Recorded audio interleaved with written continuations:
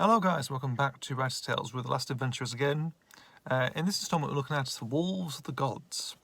So this is set in 1835, excuse me, not 1935, 1835, in Mexico, Mescalina or Mescref? I can't pronounce, I can't really pronounce what it is actually, but it'll be in the description down below, so it'll be there, just for the right obvious destination really. So, 1835, this is in Mexico, of course. Set during the Apache-Mexican Wars, actually, the Scalp Wars. And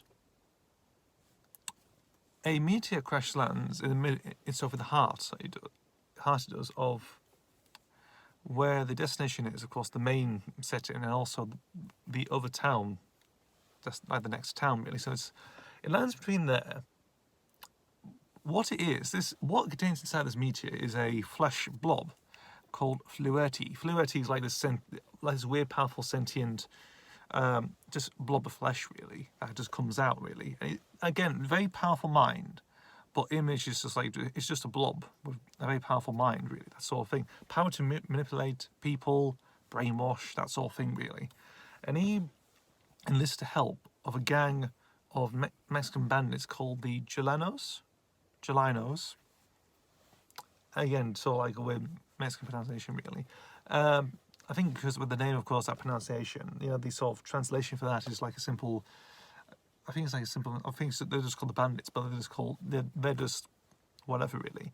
And they basically enlist the help of Fluerti obtain scalps of Native American Indians.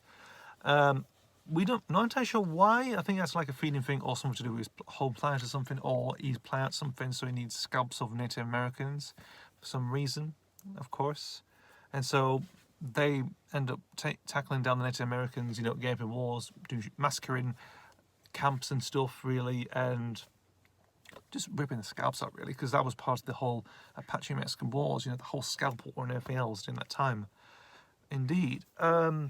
Of course, the last adventurers come over. They actually just happen to randomly come across it. Of course, they come across a massacre. Of course, like a campsite's just been heavily massacred. One of them, of the Native Americans, survives. Of course, like he hides in plain sight, like in incognito, but also I think in disguise or in camouflage, really, and basically, says that these people come, they've terrorized my people, they've massacred my people, they've stolen scalps, and also they work for something that's never been seen before around here, of course. And like a spiritual thing, like he sort of suggests, really. So they end up going with this Native American, of course, and basically just take down the Mexicans, really.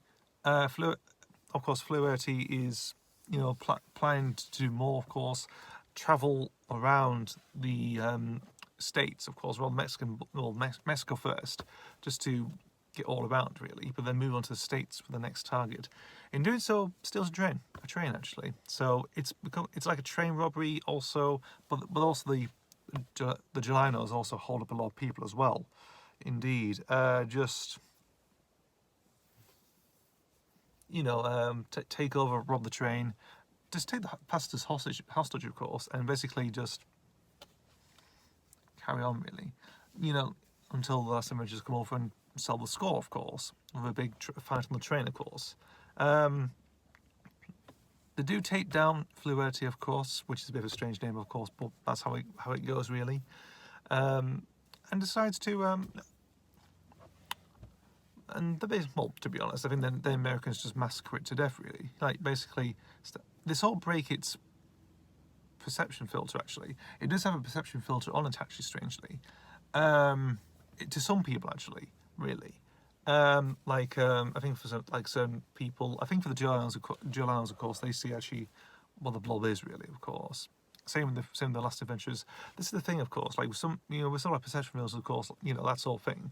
It's like they can totally see it. They can't, they don't, not easy as fooled as humans, really, as like us lot, really. So that's interesting, really, that sort of thing. And basically they just kill it, really, string it, burn it with fire, and basically, just like watch it burn and die, really, the Native Americans, because of what's happened, and fairly so. So that's what happens in that story, of course. Just one thing to mention, of course, he had an original title. It was originally called Devilish Mind from the Outer Universe. And that was its title. They had changed it to Walls of the Gods, really. I think because with a title long as that, like, it's only like six layers long, it's like, not really. I don't think it sort of works. I'll get into another title eventually at some point.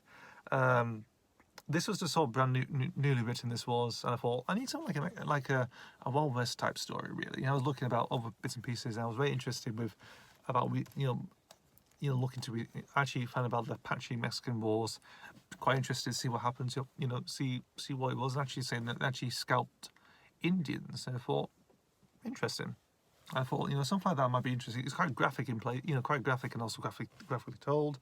I think something like that might be interesting to do. Also, same in Mexico as well in the 1830s. Like, yeah, pretty interesting. That'll be an interesting idea.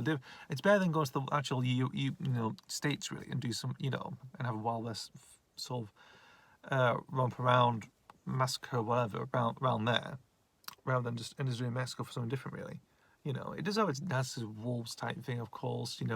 It just does that sort of thing really, but it's more like a bit like a Lone Ranger type of in a sort of way, really, type of. A bit more amped up, a bit more violent, a bit more gore, and a bit more just all over the place really with that. But there we go. Walls of the Gods. That is number 21. That is. Thank you guys for watching. As always, see you for the next video, and goodbye.